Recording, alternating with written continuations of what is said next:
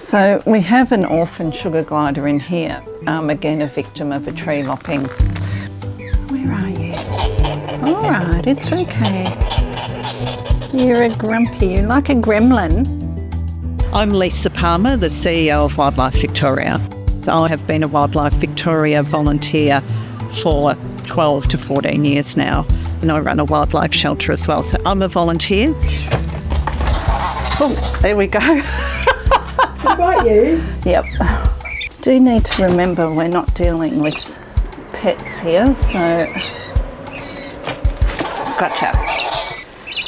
And here we have our little gremlin. Who would think such a cute animal would be so grumpy? This year has seen Wildlife Victoria's busiest year ever. So year on year, what we're seeing is an increase in calls into the Wildlife Victoria Emergency Response Service in the tune of 15-20%. What I'll do is I'll see if we've got someone to head out that might be able to help. This year has been another level.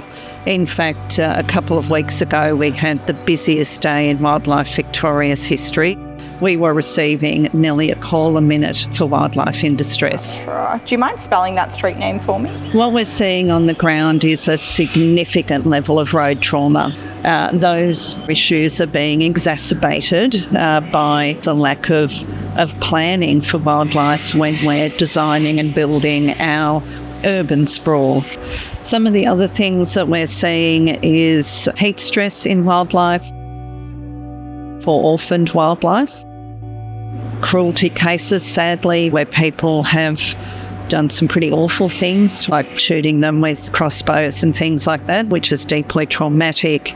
So most of what we see, actually, is a result of humans. Okay, so we have an echidna in care that has some trauma along its back, so all of its spikes have been broken off. It's been quite flat and wasn't eating well, but it's going really well now, so fingers crossed we'll get it back home on the weekend, but we do need to feed the echidna. Fundamentally, we're at the front line of climate change. What I can tell you is our busiest days on the ground here at Wildlife Victoria are as a result of variability in weather patterns, and that is absolutely brutal for our wildlife. So we've got a case here. It's a brush-tailed possum adult that's bleeding from the nose, head trauma from a fall or hit by a car, but this animal will be in a lot of pain and desperate for our help. The reality is that for us, we're a 24/7 operation.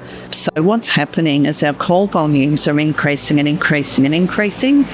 We have to ensure we've got enough people in the team to respond to those calls. We've got a baby in the pouch. The mother's deceased, but we've got a joey. The joey's not viable, it's a pinky. You can see its little feet there. Unfortunately, the joey's of an age that it's not viable, so they will need to put it to sleep. But the joey is still alive in the mother's pouch. So we're going to take the mother and the joey straight into the vets. How do you feel when you have to deal with this kind of thing? It's really sad, especially when the adult's in such beautiful condition. It does look like misadventure, like she's fallen from power lines. It's really sad that the joey's not of an age that it's capable of survival without its mother, but honestly, in a way, putting the joey to rest kindly with care and compassion is a good thing, rather than the animal just suffering, lying in its mother's pouch and starving to death. So always sad, but very, very important to check pouches of deceased wildlife and often there's a joey in the pouch that is savable, and we've saved a number at Wildlife Vic this morning, let me tell you. Can't see any wounds from her, Jess, but she does have some like bloody discharge from her nose, so it wouldn't surprise me if she had some type of trauma. We are a charity. We're receiving only 7% of our total operating costs from the state government, despite the public service we're providing. So I worry for our future. But I am incredibly proud of our deeply caring volunteers who are turning out day after day, night after night, and our deeply caring and compassionate staff.